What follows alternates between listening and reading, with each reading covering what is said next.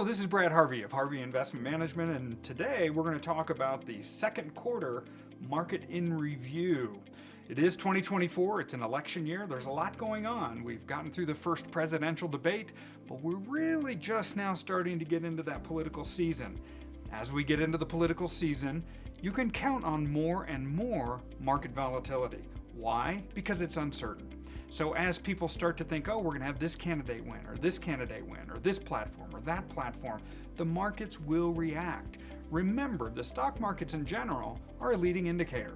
So they give us some idea of what to expect.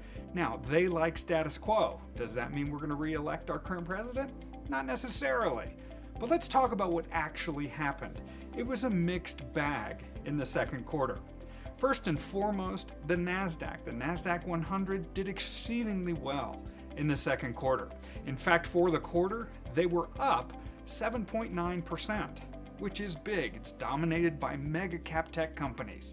The S&P 500 also did very well. For the quarter, they were up 4%. Now, what that means annually, we're looking at 16% roughly for the NASDAQ 100 and roughly 14.5% for the S&P 500. The Dow Jones Industrial Average, unfortunately for the quarter, was down about 1.7%, but for the year they're still up a little over 3%. The international markets were recovering a bit, and they're positive year to date. The Russell 3000, which you remember is an all-cap index in the US, it printed a really big number. Now remember, it's all cap, so it's small, medium, and large-sized companies. For the quarter, it was actually up 3%. Year to date, it's up 12.7%. So that makes this a very positive year. What do we do with that? Well, keep in mind interest rates have actually come up a little bit this year in the markets. The Fed hasn't changed interest rates. They're trying to keep them relatively high because they want that inflation number to continue to come down.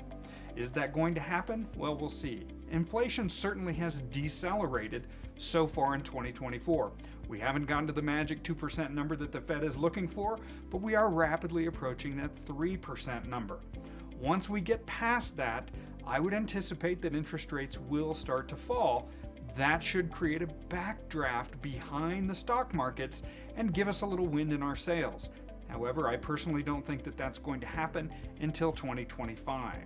So remember, you heard it here first. I don't expect any interest rate decreases in 2024. And if we do get them, it means we're in a recession. And let's hope that we can avoid that. If it happens and we're not in a recession, then it's purely political. That's also a problem. So we don't want that either. Commodity prices were relatively flat in the second quarter. Oil was actually down 2%. So year to date, oil's actually up 14%. Now remember, that's just the price of oil.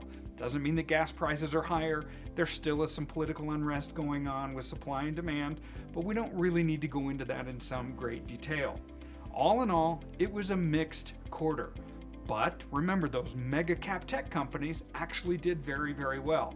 I personally, in my model portfolios, have taken out some risk. We did that this week, the last week of the quarter. We reduced some of the market exposure in those model portfolios in anticipation of coming volatility. Plus, we've had a pretty good run so far year to date. So this is Brad Harvey with the second quarter update for 2024 with Harvey Investment Management. Thanks for tuning in.